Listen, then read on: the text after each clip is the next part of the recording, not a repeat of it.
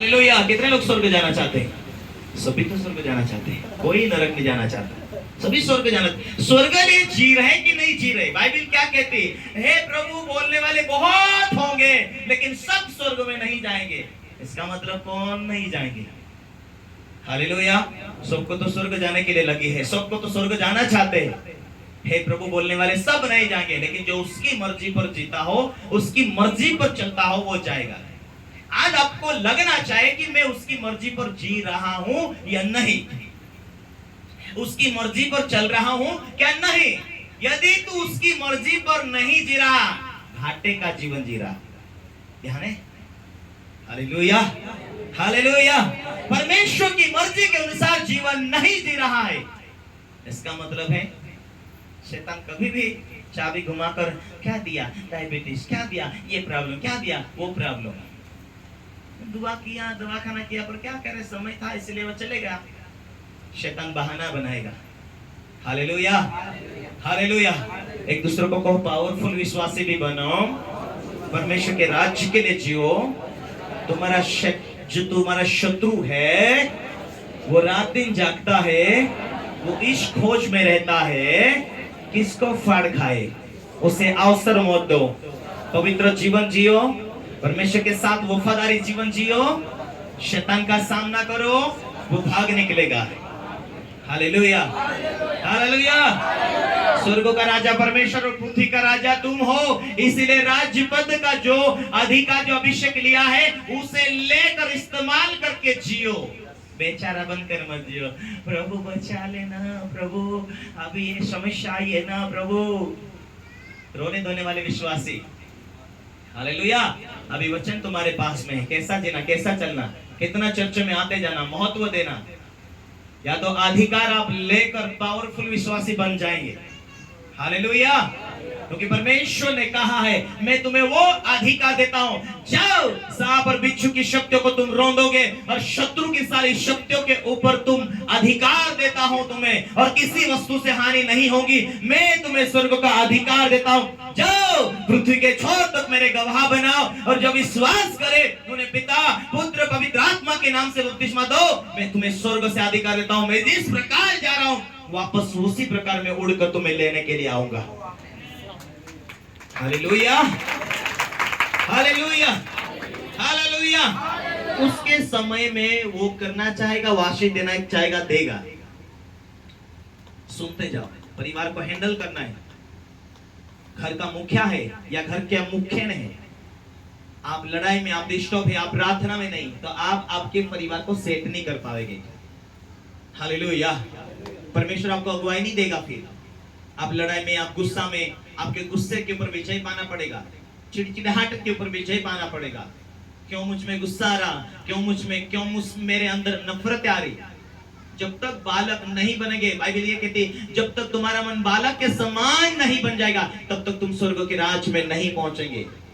और ऐसा जीवन नहीं जी रहा है तो स्वर्ग के राज्य के लायक की जीवन नहीं जी रहा। किसी ने किसी के प्रति कड़वाहट है, तेरी प्रार्थना को तूने ढक्कन लगा कर रखा। वैसा हृदय बन जाए तुम्हारा आत्मा के द्वारा जीने का। वरदान की प्रार्थना, विश्वास किया, बपतिस्मा पाया, पवित्र आत्मा पाया। पवित्र आत्मा परमेश्वर ने इसलिए दिया कि तुम्हें ऊंचा करे, ब्लेस करे, ज्ञान दे, बुद्धि दे, दया दे, सामर्थ्य दे, तुम्हें अक्लमान बुद्धिमान व्यक्ति बनाए, दर्शन दे, लाइफ को आगे कैसे ले जाना वो बात तुम्हें समझाए। पवित्र आत्मा इसलिए तुम्हें मिला कि तुम्हें तुम्हारी लाइफ को अधिक अधिक अधिक बढ़ाता जाए, अधिक अधिक चमत्कार करता जाए। तुम्हारी लाइफ में पवित्र आत्मा रुलाने के लिए नहीं आया, वो शैतान के कामों को नाश करता है, बुद्धि देता, ज्ञान देता, सामर्थ्य देता, ऊंचाई बढ़ाते जाता। आमीन, हालेलुया, हालेलुया। जब आप आत्मा के द्वारा प्रार्थना करते हैं, शैतानी शक्तियों को खत्म करते हैं, क्योंकि परमेश्वर ने शैतान के कामों को खत्म करने के लिए अन्य भाषा का वरदान जो दिया है। इसलिए बाइबल कहती है पहले कुरिन्थी 14 अध्याय में, जो कोई अन्य भाषा में बोलता है वो अपनी उन्नति करता है। हालेलुया, अपनी उन्नति करता है। जो कोई अन्य भाषा में बोलता है वो परमेश्वर से बातें करता है। और जब ये सच बातें हैं और शैतान डिस्टर्ब करने के लिए लोगों के जीवन में, पास्टरों के जीवन में काम करता है। अन्य भाषा शैतान की भाषा है, शैतान की भाषा नहीं परमेश्वर ने दिया है। शैतान ने तेरी बुद्धि बांध कर रखा है, इसीलिए तो अन्य भाषा शैतान की भाषा बोलता है। हालेलुया। वो कितने भी डिग्री वाले, कितने शिक्षित है, उनके बहसबाजी उनके साथ ना करते हुए हमें उसी वरदान को खोजने और उसी धुन में बढ़ने की आवश्यकता होती है, क्योंकि जो अन्य भाषा बोलता है वो खुद अपनी उन्नति करता है। हालेलुया। अपनी उन्नति करना है तो उस धुन में रहो, तुम बड़े से बड़े वरदानों की धुन में रहो। आमीन। हालेलुया। भिन्नते भिन्नते भाषा के द्वारा प्रार्थना करो, स्वर्गीय सामर्थ्य की जो भी ब्लेसिंग है आपके जीवन में जुड़ती जाएगी। आमीन। इसीलिए हमें परमेश्वर की उपस्थिति में बढ़ने की जरूरत होती है। हालेलुया। आपको लगना चाहिए आप आंसू के द्वारा प्रार्थना कर सके। पवित्र आत्मा कई बार आपको रुलाता है, पवित्र आत्मा के वरदानों के द्वारा आपको हंसाता है। ये बड़ा लास्ट छुटकारा यही है कि आपके हृदय में से आनंद उमड़े। एक दूसरे को लास्ट छुटकारा यही है कि आप वचन और वरदानों से भरकर आपके हृदय में से, आपके जीवन में से आनंद उमड़े। प्रार्थना करते हैं तो वरदानों के द्वारा, और जब अभिषेक भरते जाते हैं, हंसते जाते हैं अंदरूनी रूप से, ये बड़ा छुटकारा होता है। इसमें बड़ा काम होने वाला, लेकिन आपको लगातार ध्यान देने की आवश्यकता होती है। ये विश्वासी जीवन है ना, ये विश्वासी जीवन, ये प्रार्थनावादी जीवन है। इससे ऊपरा ऊपरी नहीं होगा। रात दिन प्रार्थना में जीवन बिताने के द्वारा तब हम बल पाते हैं, हम नया बल पाते जाएंगे प्रार्थना करते द्वारा। आमीन। हालेलुया।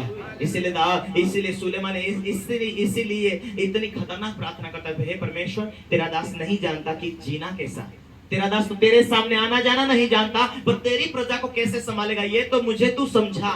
इतनी तो बुद्धि दे, इतना तो ज्ञान दे, इतना तो विवेक दे मुझे कि तेरे सामने जीना चलना नहीं मालूम और तेरी प्रजा की कैसे अगुवाई करेगा। वो अपने आप को क्या कर रहा, जीरो कर रहा परमेश्वर के सामने, अपने आप को शून्य कर रहा। हे परमेश्वर, आज आप ये बोल सकते कि हे परमेश्वर तेरे वचन को तेरा दास बांटता तो है, वैसा जीना कैसा मुझे मालूम नहीं, तू मुझे उतनी अक्ल बुद्धि दे कि मैं बढ़ सकूं, तेरी उपस्थिति में चल सकूं, तेरी आराधना कर सकूं। मुझे बढ़ना है, मुझे तेरी उपस्थिति में जीना है। हालेलुया। हालेलुया।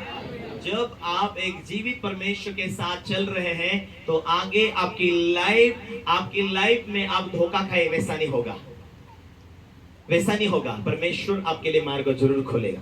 प्रभु ने कहा संसार को मैंने जीत लिया है, ढाढ़स बांध।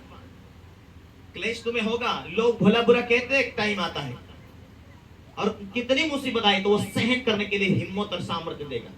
मुसीबत के टाइम में वो तू नहीं बोलेगा, तेरे अंदर से पवित्र आत्मा तुझे हिम्मत देकर बोलाएगा। बोले यीशु मसीह की